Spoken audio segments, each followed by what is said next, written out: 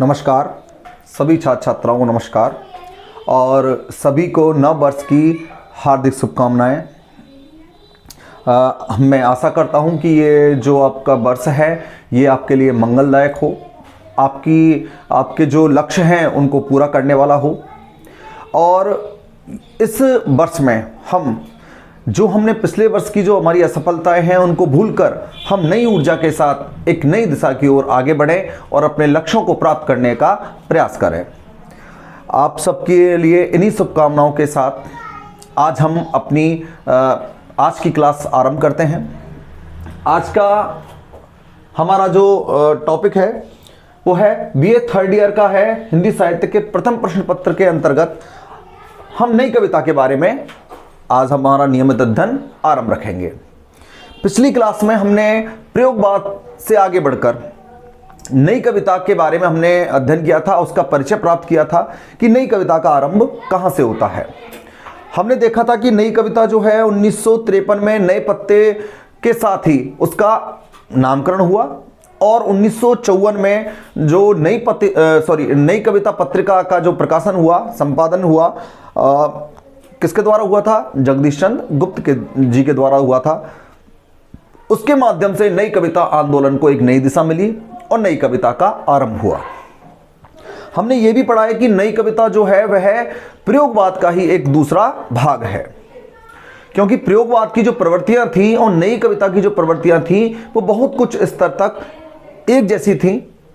कवियों का जो भाव और मनोभाव था, चिंतन स्तर था, वह भी कहीं कहीं समान दिखाई दे रहा था। इसी कारण दूसरे सप्तक का प्रकाशन 1951 में हुआ था और उस दूसरे सप्तक के बाद जो प्रयोगवाद है वह नई कविता की ओर आगे बढ़ने लगा। तो हम इसी क्रम को आगे बढ़ाते हुए आज हम नई कविता के कुछ सिद्धांत और कुछ इसकी तथ्यों के बारे में बात करेंगे और फिर इसकी प्रवृत्ति जो प्रयोगवाद से कुछ भिन्न प्रवृत्तियां आ रही हैं उन प्रवृत्तियों, उन विशेषताओं के बारे में हम अध्ययन आरंभ करते हैं। देखिए नई कविता का क्या है। नई कविता जो है, हम देखें नई कविता आधुनिकता, नई कविता आधुनिकता की अभिव्यक्ति पर, आधुनिकता की अभिव्यक्ति पर बल देती है। आधुनिकता की अभिव्यक्ति पर बल देती है।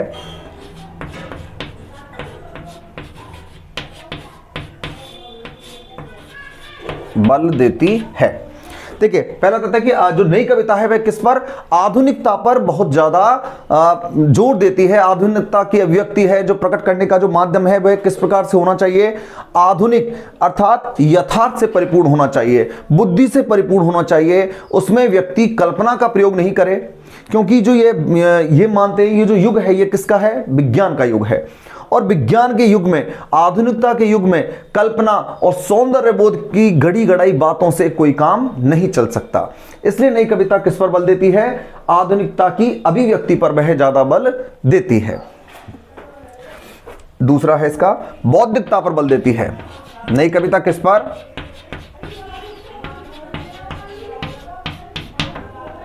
बौद्धिकता पर बल देती है। हम प्रयोगवाद के बारे में इस तथ्य को पढ़ चुके हैं कि प्रयोगवाद की जो दृष्टि थी वो क्या थी? बौद्धिकता से परिपूर्ण थी। और यही प्रवृत्ति किसकी है? नई कविता की है कि वह हर चीज को यथार्थ से या भौतिक आधार पर उसका आकलन करती है। वह कल्पना पर कोई विश्वास नहीं रखती। वह व्यक्ति को तर्क और विवेचन करने का अवसर देती है कि व्यक्ति जो है अपने तर्क से, अपनी बुद्धि से इस किसी भी विषय का निर्णय ले सके। जब किसी भी समाज की किसी भी परिस्थिति का कोई वर्णन किया जाता है, किसी काव्य में किसी घटना का कोई वर्णन किया जाता है, तो उन परिस्थितियों को पहले व्यक्ति अपनी बुद्धि मूलक दृष्टि से उनको देखे, परखे, उसके बाद उनका अर्थ वह ग्रहण कर सकता है। इसलिए जो नई कविता है वो किस पर ज्यादा प्रभाव डालती है? बौद्धिकतावादी दृष्टिकोण पर यह प्रभाव डालती है। अगली प्रवृत्ति देखते, अगली विशेषता देखते हैं। क्षण के महत्व को स्वीकार करती है। क्षण के महत्व को स्वीकार करती है।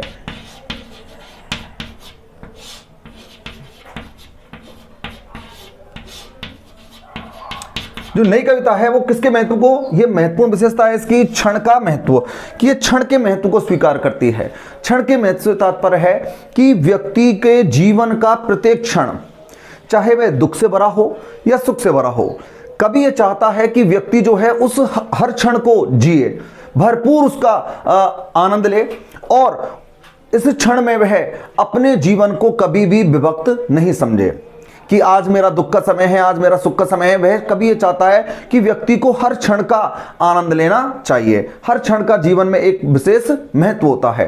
तो ये जो कवि हैं हर क्षण को, हर पल को ये जीकर उसका आनंद प्राप्त करना चाहते हैं। इसलिए इनकी प्रवृत्ति क्या आती है, इनकी अगली विशेषता आती है कि क्षण के महत्व को यह कविता स्वीकार करती है। आगे देखिए, जीवन के प्रति यथार्थ निष्ठा।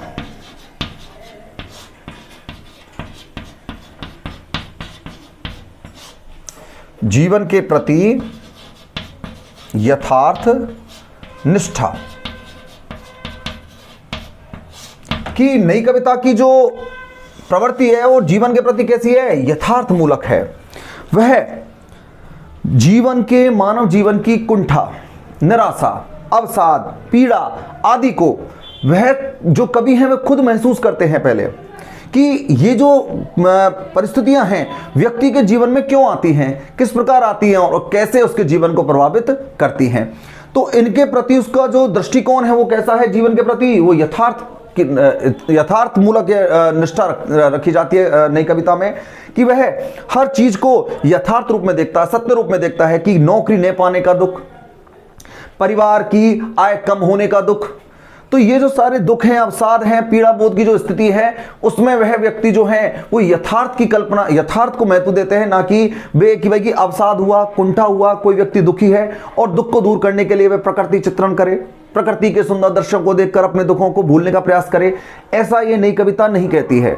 ये चाहते हैं नई कविता के जो कवि हैं वो चाहते हैं कि व्यक्ति उन दुखों के कारण को ढूंढे और उन कारणों को समाप्त करने के लिए अपने जीवन में संघर्ष करे। संघर्ष करना पड़ता है, संघर्ष करने के बाद ही व्यक्ति को उसका उचित फल या उसका लक्ष्य प्राप्त हो सकता है।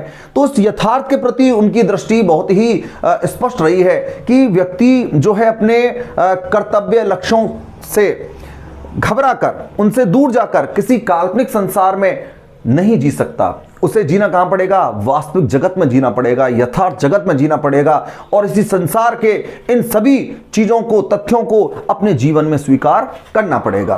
तो ये नई कविता के कुछ तथ्य थे जिनके बारे में आज हमने लिखा है कि कैसा है नई कविता आधुनिकता की अभिव्यक्ति पर बल देती है, बौद्धिकता पर बल देती है, क्षण के महत्व को स्वीकार करती है और जीवन के प्रति उसकी यथार्थ निष्ठा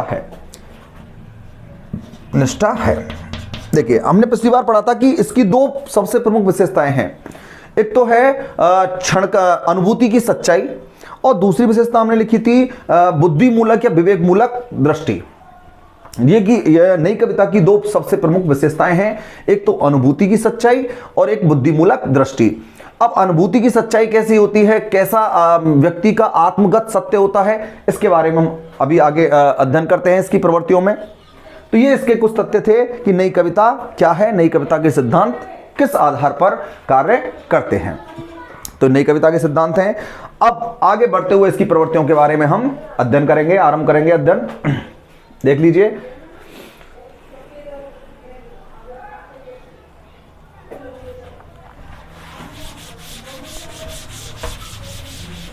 अब आगे बढ़ते हुए हम देखते हैं, अब हम इसकी प्रवृत्तियों के बारे में अध्ययन करेंगे, कि प्रवृत्तियों के बारे में चर्चा करेंगे, विशेषताओं के बारे में। हम ये बात स्पष्ट कर चुके हैं कि प्रयोगवाद और नई कविता दोनों ही समान मानी जाती हैं, समान धारा के रूप में साथ साथ चलती हैं।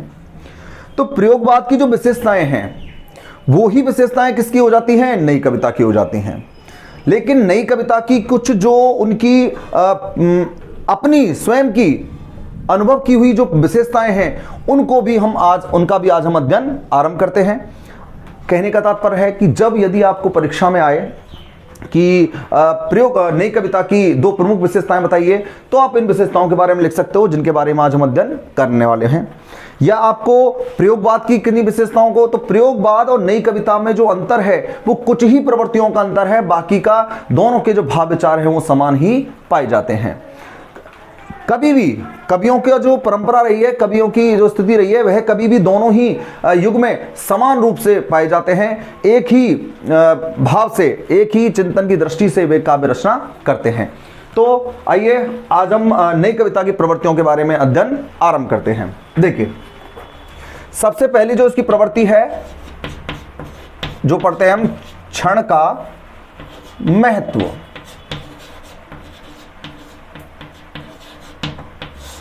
कि नई कविता में की विशेषता, सबसे प्रमुख विशेषता में आती है क्षण का महत्व।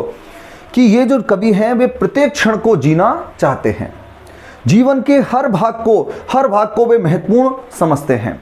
कि वे जानते हैं कि जीवन का जो हर भाग है, हर क्षण है, वो क्या है, अत्यंत ही महत्वपूर्ण है। उससे भरपूर जीना चाहिए। उससे घबरा कर, संघर्षों से डर कर, यदि हम संघर्षों से डर जाएं, घबरा जाएं और हमारे लक्ष्य से हम दूर हो जाएं, तो निश्चित है कि हम अपने जीवन में कभी सफल नहीं हो पाएंगे।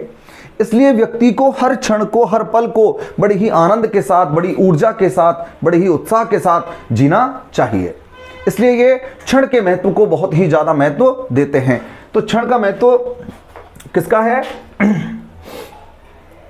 क्षण का महत्व की विशेषता जो है वो है नई कविता की सबसे प्रमुख विशेषताओं में ये शामिल की जाती है। देखिए, क्षण के महत्व से तात्पर्य से मिलती जुलती कुछ पंक्तियां देखते हैं। आज के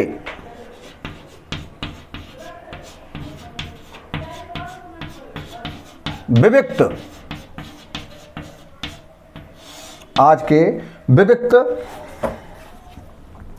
अद्वितीय क्षण को, अद्वितीय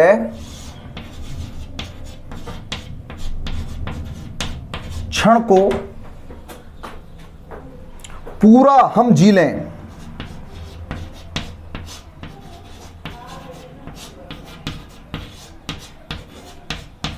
पूरा हम जी लें, पी लें,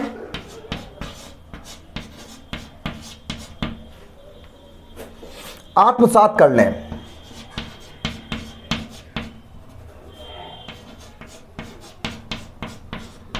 आत्मसात कर लें।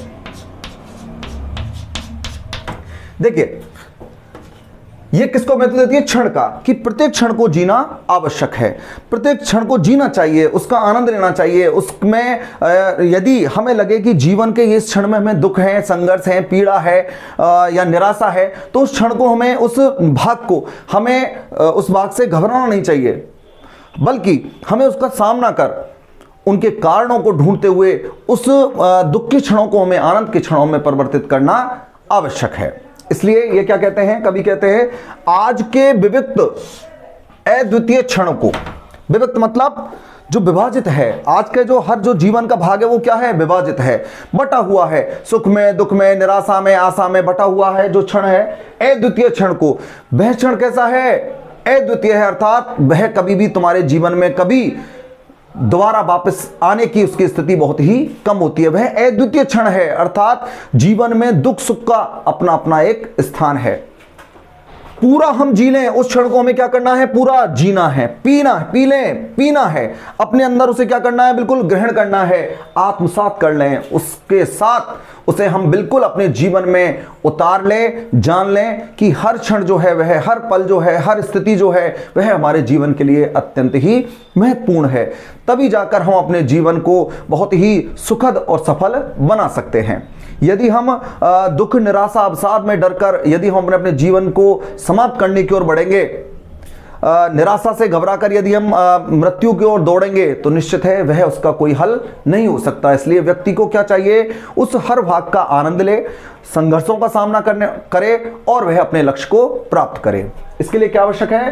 प्रत्येक क्षण का एक अपना अलग महत्व होता है। अगली प्रवृत्ति देखते हैं इनकी, अनुभूति की सच्चाई।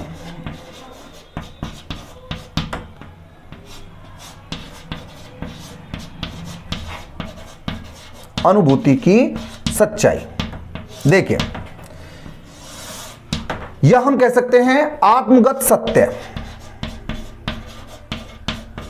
आत्मगत सत्य, देखिए इनकी प्रमुख विशेषताओं में अगली प्रवृत्ति आती है नई कविता की, अनुभूति की सच्चाई। सबसे पहले हम देखते हैं कि अनुभूति क्या है। अनुभूति वह है जिसका अनुभव व्यक्ति स्वयं करता है। जिन परिस्थितियों से व्यक्ति स्वयं गुजरा हुआ होता है तो उस परिस्थिति का ज्ञान उसे होता है, हो जाता है, तो वह क्या होती है, उसकी स्वयं की अनुभूति होती है। तो अनुभूति की सच्चाई। अब अनुभूति से तात्पर्य दो स्तर पर आता है। अनुभूति की सच्चाई किसकी होनी चाहिए, समाज की या कवि की? कि अनुभूति किसकी होनी चाहिए महत्वपूर्ण, समाज की महत्वपूर्ण होती है या कवि की? तो हम कह सकते हैं कि कवि की अनुभूति सबसे श्रेष्ठ मानी जाती है। क्यों मानी जाती है? क्योंकि समाज की अनुभूति के दर्शन, समाज की स्थिति के दर्शन हमें किसके द्वारा होते हैं? हमें कवि की वाणी के द्वारा हमें उसकी अनुभूति के दर्शन होते हैं। इसलिए यहां पर सबसे महत्वपूर्ण बात किसकी है? अनुभूति किसकी? अनुभूति की सच्चाई किसकी होनी चाहिए? कवि की अनुभूति की सच्चाई होनी चाहिए। अब ये कैसी अनुभूति है कि जिन स्थितियों से, परिस्थितियों से कवि गुजरा है, व्यक्ति गुजरे हैं, उस परिस्थिति को जो कवि है वह अपने काव्य में इसी प्रकार से स्पष्ट करता है कि इस अनुभव के आधार पर व्यक्ति की स्थिति ऐसी होती है, समाज की स्थिति इस प्रकार हो सकती है। तो जो अनुभूति की सच्चाई है यह नई कविता की सबसे प्रमुख विशेषताओं में है कि इस काव्य में जो कवि हैं उन्होंने कल्पना के आधार पर अपना काव्य नहीं लिखा है, सौंदर्य बोध से प्रभावित होकर अपना काव्य नहीं लिखा है। वे अपने जीवन में गुजरी हुई जो घटनाएं हैं, परिस्थितियां हैं, जिन संघर्षों से वो गुजरे हैं, उन गुजरे हुए संघर्षों, परिस्थितियों को वे अपने अनुभव के आधार पर हमारे सामने प्रस्तुत करते हैं। किस रूप में? सत्य रूप में, सत्य के रूप में प्रस्तुत करते हैं कि ये अनुभूति का, ये जीवन का सत्य है, ये समाज का, हमारी परिस्थितियों का सत्य है, जिनसे हमें गुजरना है, जिनका हमें सामना करना है। तो यहां दूसरी विशेषता आती है अनुभूति की सच्चाई। देखिए क्या है इसके बारे में, इसकी पंक्तियां देखते हैं। देखिए कि वही चिर परिचित, वही चिर परिचित दो आंखें,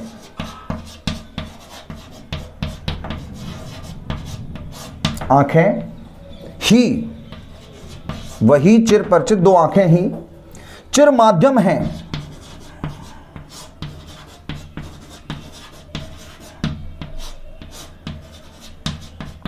चिर माध्यम हैं, सब आंखों से, सब दर्दों से,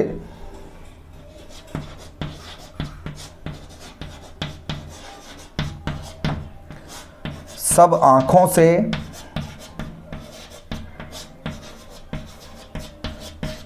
सब दर्दों से, सब आंखों से, सब दर्दों से मेरे चिर परिचय का,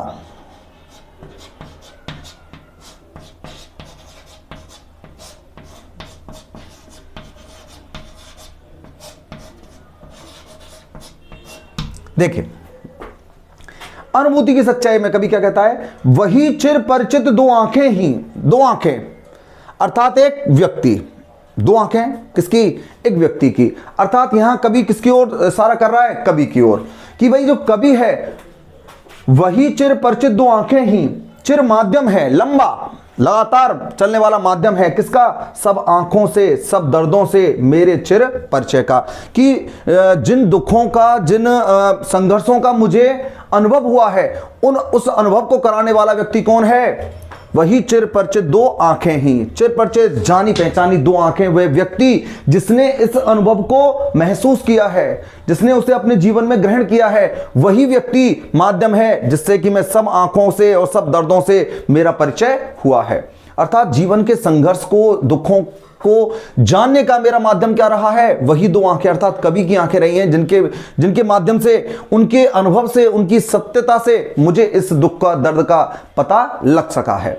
तो यहां पर किसकी, कौन सी विशेषता हमारे सामने आती है? अनुभूति की सच्चाई या आत्मगत सत्य का अन्वेषण हमें नई कविता में दिखाई देता है। तो आज हमने दो विशेषताएं की हैं और कुछ तथ्यों के बारे में, इसके बारे में बात की है। अब इसकी कुछ जो अन्य प्रवृत्तियां हैं, बची हुई प्रवृत्तियां हैं, विशेषताएं हैं, उनके बारे में हम अपनी अगली क्लास में उनका अध्ययन करेंगे। धन्यवाद।